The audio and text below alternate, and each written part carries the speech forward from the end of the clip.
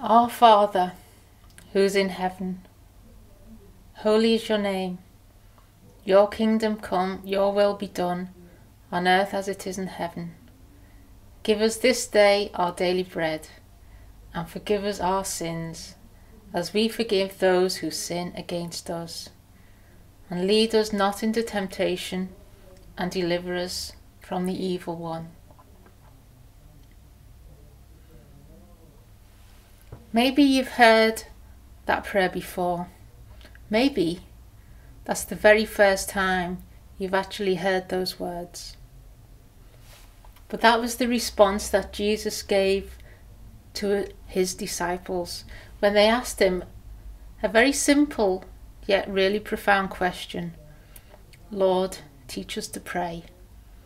How can we communicate with God? Imagine these disciples. They've been grown up in a religious community. Now these disciples have seen preachers come and go. They were Jews.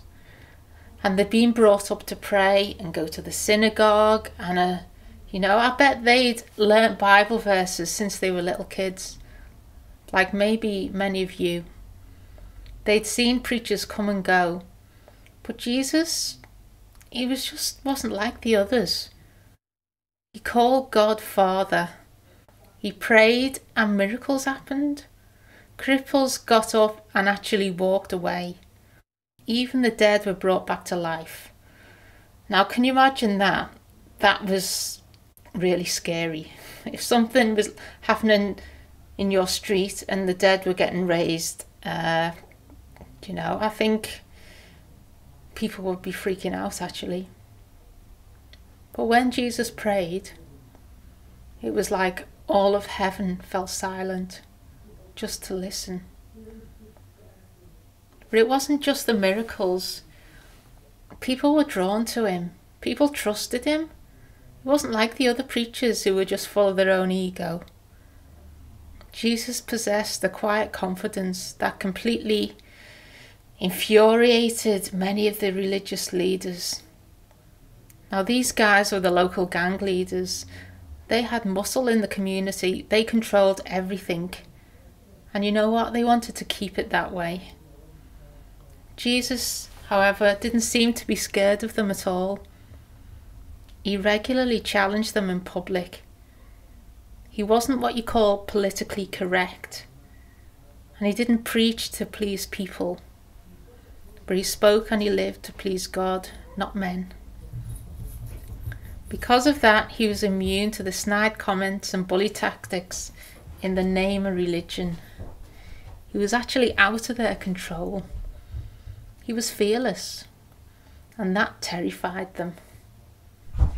Now, can you imagine what that must have felt like? Just being one of Jesus's mates, being alongside him, seeing all this happen.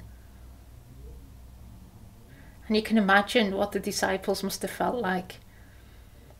They'd been praying since they were kids. They'd been told what to say, what to do. But when Jesus prayed, it was different. I can imagine them saying, how come Jesus is not intimidated by anyone? How can we know God like him? Lord, teach us to pray. This question came from a disciple who realised that all of his former efforts to reach God were totally inadequate and perhaps even silly in comparison with the way Jesus prayed.